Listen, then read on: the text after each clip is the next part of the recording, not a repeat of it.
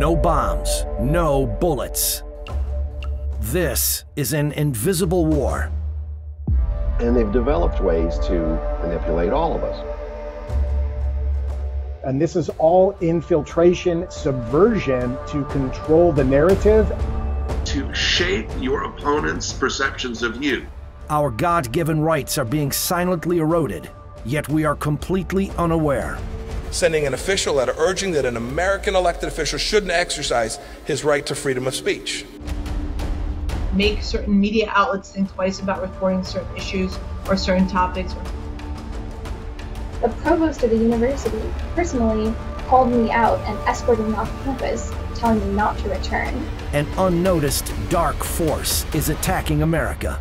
That it's a struggle between freedom and totalitarianism.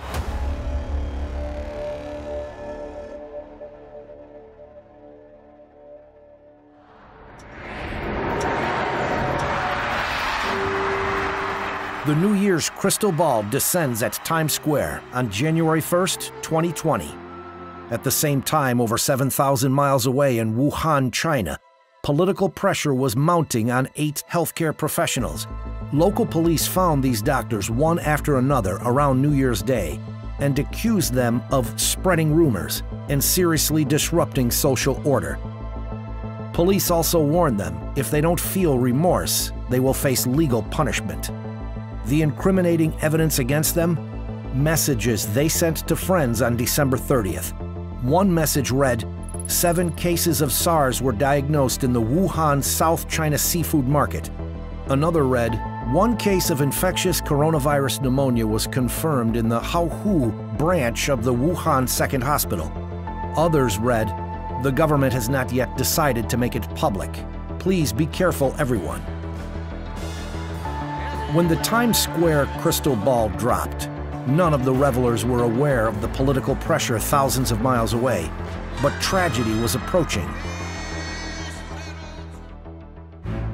Just hundreds of yards from the crystal ball is the billboard of Xinhua News Agency, the official news agency of the Chinese Communist Party.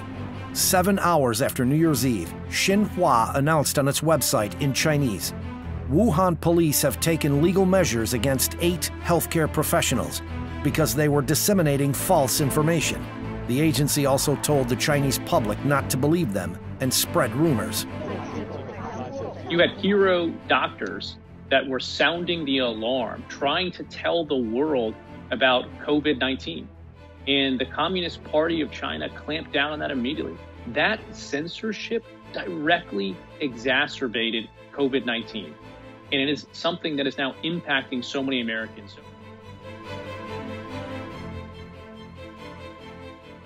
Xinhua is China's official news agency, directly controlled by the State Council of the CCP. Cai Mingjiao is the president of Xinhua. He previously served as the deputy director of the CCP's propaganda department, where he ruled the media with an iron fist, firing writers who dared to tell the truth, with a tight grip over the media and political loyalty to the party. Some call him the news killer. In July 2011, Xinhua signed a long-term lease for a prominent advertising space in Times Square. The fee for the giant screen is estimated at $300,000 to $400,000 per month. Don't buy! China live! Free speech! On its first day of broadcast, a Tibetan group staged a protest, saying the CCP's censorship agency is not welcome in New York City. Don't buy! China live! Free speech! Free threat! Don't buy! It's the official source of information that's very tightly controlled editorially by the Chinese government and Communist Party in terms of what they're able to publish, to the extent that they basically use it as a way to channel the official version of events within China. The CCP calls this billboard the China screen as a symbol of the regime's Da Wai Shun, or Grand External Propaganda Campaign. That multi-billion-dollar media expansion plan was Beijing's response to a setback for the CCP. During the 2008 Beijing Olympics, the CCP was eager to enhance its international image, by showing the world how China can host the perfect games. Behind the scenes, the CCP was increasingly abusing human rights and silencing dissent. After nearly 2 weeks of violent demonstration, politicians and human rights groups from around the world called for a boycott of the Olympics in Beijing. Embarrassed CCP officials believed this happened because its own message was not being heard enough outside of China, so it needed a bigger voice. In 2009, the CCP launched the $6.6 billion Grand External Propaganda Campaign to fuel the global expansion of its official mouthpieces and drown out Western media voices. The CCP not only seeks to improve its image in the world, but also to further a strategic expansion of global power. As the international financial crisis began in 2008, it seemed at that time that many countries in the world were seeking help from China and regarded China as the engine out of the crisis. Therefore, the CCP was full of confidence at that time. Domestically, it felt that it was necessary to strengthen its totalitarian rule. Abroad, it also saw an opportunity to expand its power overseas and establish a communist order according to the will of the CCP. Of course, the CCP still has no way to confront the United States in military power, so it has adopted the method of information warfare. And then there's information warfare, which is a lot more subtle, which is how you shape the perceptions of your opponent. And there's a lot of different modalities used to achieve those ends, for one country to achieve its policy goals by manipulating another one. As the vanguard outpost of this global campaign, in 2010, Xinhua rented top-floor office space in Times Square to be its North American headquarters for the next 20 years. The next year, it rented the highly visible advertising screen and started playing propaganda videos. Another Chinese state mouthpiece media, China Daily, entered Americans' lives in an even more insidious way. China Daily, for example, the CCP controlled a state-sponsored newspaper from China, is dropped on my doorstep as a member of Congress in my House office building. That's just skimming the surface of how powerful and how advanced the Chinese propaganda machine really is. China Daily has been inserting a multi-page supplement called China Watch as paid advertisement into major newspapers including The Washington Post and The Wall Street Journal over the past years. The Chinese Communist Party understands that politicians in the West, unlike there, have to be responsive to public opinion to some degree. And by growing their influence in these other media outlets, they're able to shape American perceptions of communist China to make the American public at least less hostile, which makes it easier for Chinese Communist Party officials to deal with American elected officials. Trying to shape the narrative about China, these advertisements describe the CCP as an open and civilized regime and claim that the people under the CCP's rule enjoy economic prosperity as well as freedom, and that the Chinese market has many business opportunities. On the first page of the insert, in barely noticeable text, it says the content was paid for by the official media of the CCP. Don't focus on what the Chinese Communist Party, what the narrative is. Remember, a communist regime dominating a narrative and controlling the narrative. Look at their actions over the past decade and several decades and since they've been in power. When you look at a Marxist-Leninist socialist system or socialism with Chinese characteristics, it's always for the betterment of the party. They will trample human rights, basic rights of individuals in order to get to that goal, and they make no mistake about that. And we know what they're doing to the ethnic Uyghurs in northwest China and Xinjiang. We know what they did in Tibet, and we know what they've done to the Falun Gong and the Christians. The China Daily, sponsored by the CCP's propaganda department, was made to register as a foreign agent with the Department of Justice in 1983. New documents filed with the U.S. Department of Justice on June 1st show that over a 3-year period, starting November 2016, China Daily paid over $4.6 million to the Washington Post and nearly 6 million to the Wall Street Journal. It is quite difficult for many newspapers to survive in the digital age. The Chinese Communist Party can publish a lot of information on these newspapers with such a large sum of money. People in many countries have not directly suffered from the rule of the Communist Party. They don't know how evil the CCP is. Therefore, Westerners are more likely to accept the stories told by the CCP before they are actually heard. So, Nazi Germany with Joseph Goebbels. Information warfare has been with us for a long time. Now the media environment has changed. How people absorb and consume information, how rapidly, how it's disseminated is very different from earliest 20th century methods. But the goal is the same, and that is to shape your opponent's perceptions of you, to undermine their will to confront you. Free press in the United States has helped the world understand the true nature of the CCP in the past. In 1989, when the CCP army blood-washed the Tiananmen Square democracy movement, Western reporters risked their lives and captured images of the Chinese people's fight against tyranny. In 1997, American media exposed the state-sponsored sale of human organs from executed prisoners for medical transplantation. With the free flow of information, the CCP's propaganda machine wouldn't be able to compete even if it ran at full capacity. For that reason, the CCP prepared another tool for its grand external propaganda campaign: foreign censorship. The Chinese government and Chinese officials inside China trying to obstruct foreign correspondents from covering certain stories, intimidating sources. And so it does make it harder for them to report information on various aspects of what's happening in China that the Chinese government doesn't like. In 2012, after publishing investigative stories exposing CCP officials' massive wealth, both the New York Times and Bloomberg had their websites blocked in China, and reporters' visas were denied. 1 year later, Bloomberg reportedly killed another investigative report about the financial ties of a top CCP official. In 2018, the CCP arrested the relatives of at least 5 reporters after these Radio Free Asia journalists covered the human rights violations in Xinjiang. In 2019, the CCP threatened data company Refinitiv, a partner of Reuters news agency, with having its service in China suspended if Refinitiv didn't remove stories related to the Tiananmen Square massacre. Refinitiv eventually complied.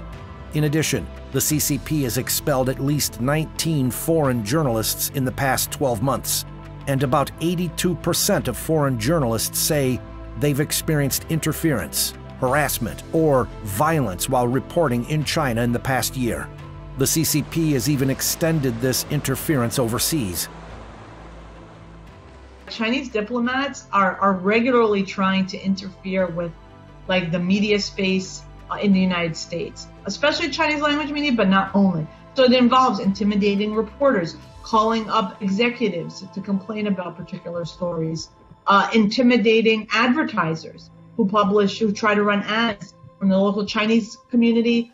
I think if the purpose is to try to encourage censorship or make certain media outlets think twice about reporting certain issues or certain topics, or make advertisers think twice about advertising in particular news outlets, then yeah, I would say that that's been effective in some cases. But they don't have the freedom to silence those who disagree with them, or to present the Chinese Communist Party line as the only correct perspective.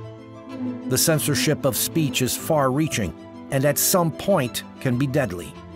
When SARS broke out in China in 2003, the Wall Street Journal and Time magazine reported on Chinese doctor Jiang Yanyong, who exposed the CCP's official cover-up of the epidemic.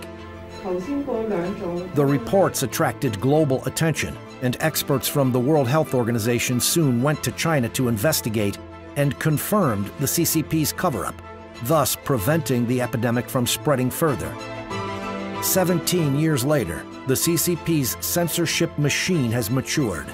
At the beginning of the virus outbreak, the CCP ordered Chinese doctors not to accept interviews from any media, and the WHO took CCP information at face value, then based recommendations on it, leading to the global spread of the epidemic. In the meantime, Most media in the US directly quote CCP data, even after it's been exposed as propaganda and lies. Today, news outlets continue to report Chinese data as fact. China has had enormous success, rarely mentioning how the CCP's initial cover-up left the world unprepared, costing countless lives.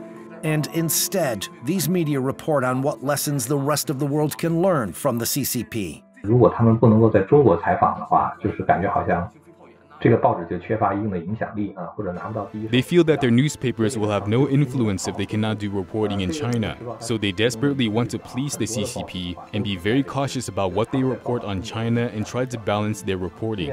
Their so-called balanced reporting is to publish a lot of the CCP's words or simply flatter the CCP.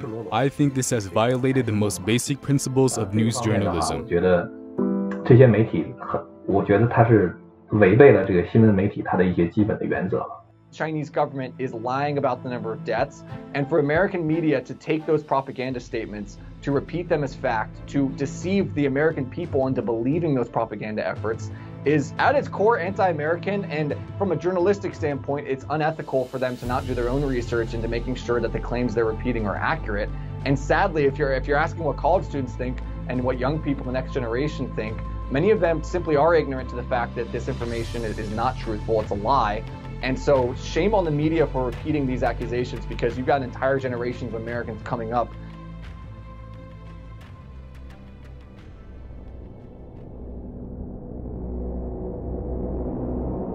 Even as the pandemic continues to spread globally, the CCP has been trying to persuade the world not to blame China, but to praise China. Using its grand external propaganda machine and fake social media accounts, the CCP is pushing a narrative that the world should thank China, and it's trying to get politicians to say it. The Communist Party of China reached out to me on 2 occasions to pass a resolution praising them for their handling of the coronavirus. And what was probably most unusual about the request was that they provided me with the resolution. I've never had something like this happen. Roth received the 2 emails directly from the Chinese Consulate General in Chicago, one in late February, the other in early March. At that time, the epidemic was spreading across the United States. The American economy was hit hard as well. They actually just had the samples destroyed of this initial samples taken from the sick in Wuhan, where they had the genome sequenced, and they destroyed all of that. They destroyed the evidence. They covered up. They hid. They prevented researchers from getting into the country, and they basically said, well, they see no evidence of human-to-human spread of the virus. At the same time, hundreds of thousands of people were leaving Wuhan and going to all points of the compass. So all these emotions are running through me. And to be honest with you, I got downright mad. And that's where I told my staff, I dictated to them a response. I said, you send this out word for word. Dear Consul General, nuts. Besides anger, Roth had worries too. He realized how the CCP had extended its influence to elected officials in the United States, and that it may even be a common practice. I've never spoken to their consulate before, so that's why it makes this request very unusual and very scary that they felt that this was normal behavior for a foreign government to come to a sovereign state like Wisconsin and ask them to pass this resolution. Here's probably the part that should scare most of us. They actually felt it was okay for them to do this. So it makes you wonder, am I the first one that they've reached out to ask for a resolution to be passed? I find it hard to believe that I would be. The New York State Senate passed a controversial resolution on June 18, 2019, designating October 1st as the China Day. October 1st is the anniversary of the Communist Party's takeover of China in 1949. Huang Ping, the Chinese Consul General in New York, was invited to witness the adoption of the resolution. Many Chinese groups in New York State protested the resolution. Among them were groups oppressed by the CCP. They worried that the resolution would boost the CCP's image in New York State. A month before New York State passed the resolution, U.S.-China trade talks had collapsed because the CCP was unwilling to make real legal commitments to protecting intellectual property rights. Some federal officials called for escalating sanctions against the CCP. At that moment, the friendly gesture toward the CCP from New York State was immediately praised by the Chinese foreign minister. Since President Trump came to power, especially during the U.S.-China trade war, the two parties have reached a consensus on the CCP. So the CCP shifted its focus to state governments, because state governments don't have dedicated personnel for foreign diplomacy, and people at the state level are far less vigilant towards the CCP. Also, their understanding of the CCP's nature is not as good as people in the federal government. The CCP really wants to have some resolutions passed at the less guarded state level to create an environment conducive to itself while exerting pressure on the federal government. New York State, which was hit hard by the pandemic, has more economic and cultural exchanges with the CCP than any other state. According to the China General Chamber of Commerce, $50.9 billion of investment from China was injected into New York from 2011 to 2017, much more than any other state. The New York State government stated in 2017 that developing relations with China is one of its top priorities. The CCP has mapped out every politician in the country, down to the governors and senior elected state legislators, so it's not just national level politicians. And they've mapped out who's soft on the CCP or even likes them, who's moderate or ambivalent, and who's hostile to them. And they've developed ways to manipulate all of us. Whereas if you just want to make money and bring jobs into your state, fine, then let's cut a deal and don't ever say the name Taiwan or don't ever be critical of Xi Jinping, and we'll make sure that our party people invest in businesses in your state. Is the communist regime censoring remarks of U.S. officials? One way the regime can do this is through its sister city relationships. According to the CCP, sister cities bring more cultural and economic exchanges and cooperation. However, this cooperation sometimes comes with strings attached. When the Czech capital of Prague signed a sister city agreement with Beijing in 2016, Prague agreed to adhere to the One China policy, that is, recognizing Taiwan as part of China. This was exposed by newly elected city officials last year. The new mayor rejected including a political declaration in the agreement between the cities and wanted to remove the One China language. He said his country should not turn away from the victims of injustice. The CCP immediately threatened Prague with breaking off diplomatic relations, stopping flights, and cutting financial aid. New York City, like Prague, has signed a sister city agreement with Beijing as well. China's Consul General in New York sent a letter last month to the Speaker of one of your state legislatures. Here's what the letter said in part. It said, quote, "As we all know, Taiwan is part of China. Avoid engaging in any official contact with Taiwan, including sending congratulatory messages to the electeds. A representative of the Chinese Communist Party in the New York City sending an official letter urging that an American elected official shouldn't exercise his right to freedom of speech." And this isn't a one-off event. It's happening all across the country. The abuse of so-called friendship goes even further. The Association for the Defense of Human Rights and Religious Freedom publicized an internal document from the CCP's Henan Provincial Party Committee, dated March 2017. The file contains the following text: make full use of the foreign sister cities' relationship to squeeze Falun Gong's space in their activities abroad. Falun Gong is a popular traditional Chinese spiritual practice. It's been heavily persecuted by the CCP since 1999, but is practiced freely around the world. The document from Henan Province reveals something more. Since provincial party committees don't have the authority to formulate foreign policy, it means the order came from the Central Committee of the CCP. That means the CCP is trying to export its persecution of faith through its sister city relationships. The CCP has implicitly exported its values and influence to the United States. This is a kind of sharp power that forces or influences America to give up its values unknowingly. This has caused the most harm to the establishing foundation of the United States. American people have never experienced such harm in the United States history, not even during the Cold War. And this is all infiltration, subversion to control the narrative and to control actions throughout the United States and to weaken the United States. As of March 2019, the U.S. and China have 227 sister city relationships and 50 pairs of sister relationships between American states and Chinese provinces. The Chinese government has been methodical in the way it's analyzed our system, our very open system, one that we're deeply proud of.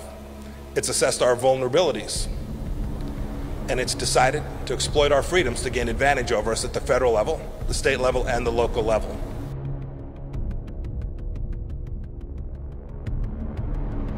Another Trojan horse entered the United States under the banner of cultural exchanges in 2004.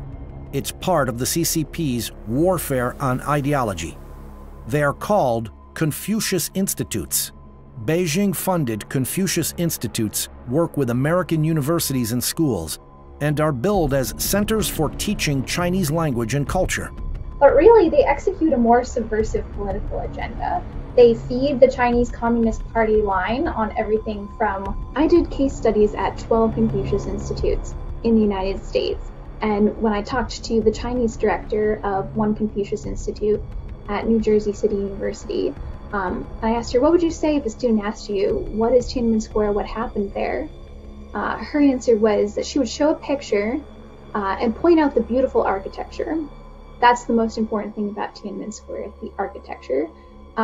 We know that there is a major historical event that happened there that students need to learn about, but you won't learn about that at a Confucius Institute. The CCP has opened 541 Confucius Institutes in over 100 countries around the world. About 15% of them are in the United States, the largest number in any one country. In the United States alone, the Chinese Communist Party has invested at least $158 million in Confucius Institutes, including startup and operating costs, teacher salaries, and teaching materials. The money comes from Hanban, the supervising body of the Confucius Institute, which is under the Ministry of Education of the CCP. The Chinese government reserves to itself the right to veto any course materials or programs.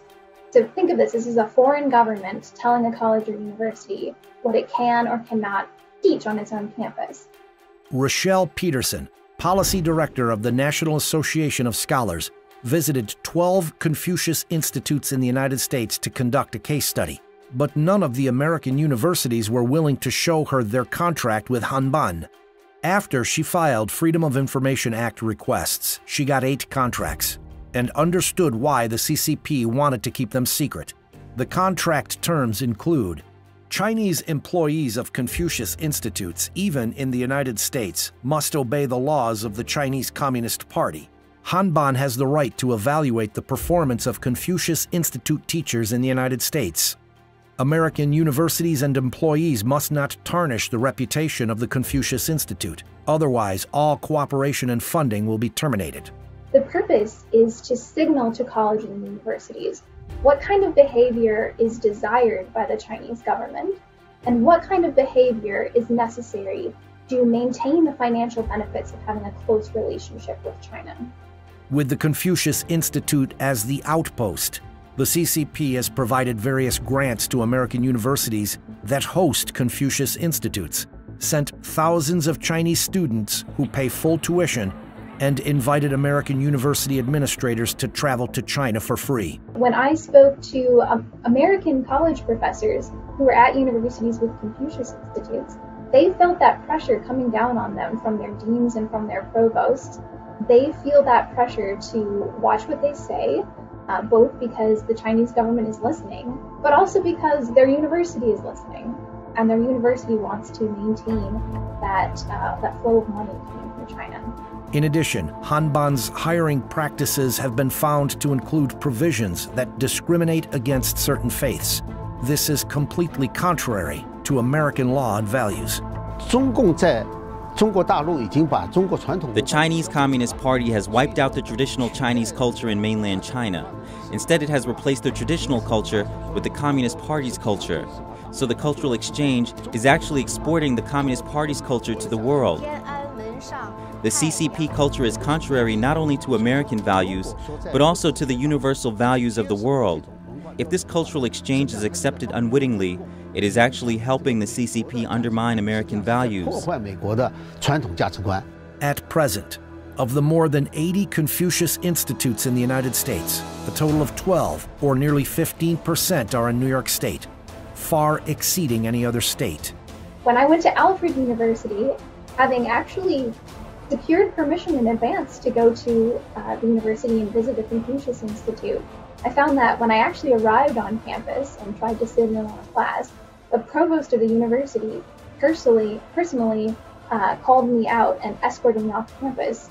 I felt deeply alarmed, that basically the Confucius Institute had set up a little piece of the Chinese government right on campus.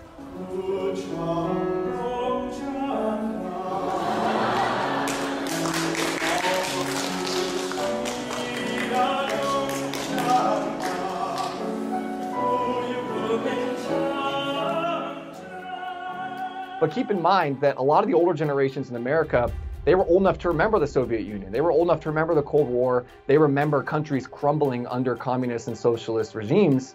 But a lot of young people, they don't really remember any of that. They're not super aware of what's going on there.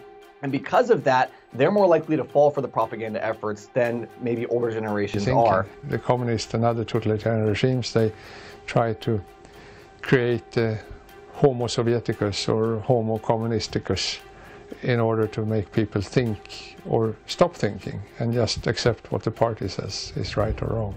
Beijing knows that today's kids are tomorrow's leaders. The China competition is happening. It's happening in your states, and it's a competition that goes to the very basic freedoms that every one of us values.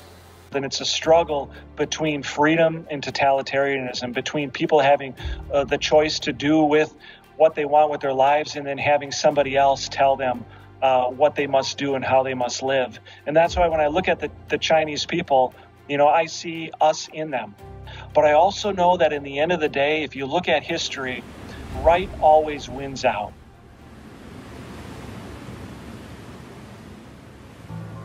The Declaration of Independence says, "We hold these truths to be self-evident, that all men are created equal, and they are endowed by their Creator with certain unalienable rights, that among these are life, liberty, and the pursuit of happiness." Now, these rights bestowed to us by the Creator are being silently eroded. It's a confrontation between communism and universal values, between authoritarian totalitarianism and freedom and democracy, between atheistic materialism and God-given rights. The war of ideology is being waged on our everyday lives.